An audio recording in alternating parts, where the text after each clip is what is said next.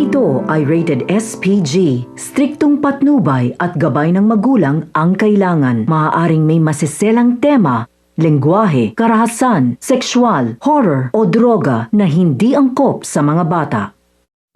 Sinimulan nga nitong si Marge ang kanyang pag-iimbestiga sa kanyang sariling asawa dahil alam niya na may ginagawa na nga itong kalokohan.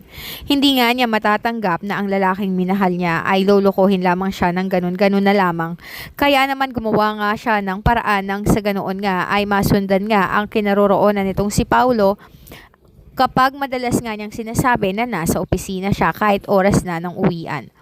Samantala, wala nga kaalam-alam itong si Paulo na gumawa na nga ng paraan itong ang si Marge upang matrack nga ang kanyang cellphone. At nung mga oras na yon na hindi niya alam na nadedetect pala nitong si Marge ang kanyang kinaroroonan. Samantala, nung mga oras na yon ay kasama ang kanyang kaibigan ay nakita nga niya itong si Paulo na nasa Marriott Hotel. Ngunit ang problema lang ay hindi niya kasama ang babaeng kaharutan nito na walang iba kundi itong si Thea dahil nag-CR nga itong si Thea.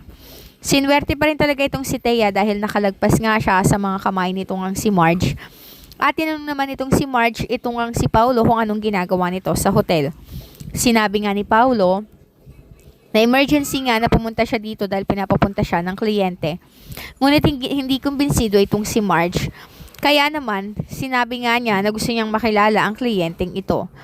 Dito na nga na sinabi nitong si Paulo na umalis na nga ito at hindi na nagpaalam sa kanila.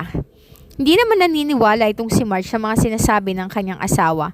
Ayon sa kanya ay nagkukunwari lang ito at nakakasiguro nga siya nagsisinungaling ito dahil hindi magiging ugali ng isang kliyente ang makipagkita sa hotel.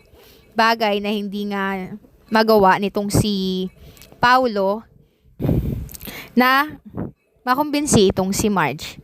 Gigil na gigil nga itong si Marge sa mga sinasabi nitong si Paulo dahil halata namang nagsisinungaling ito.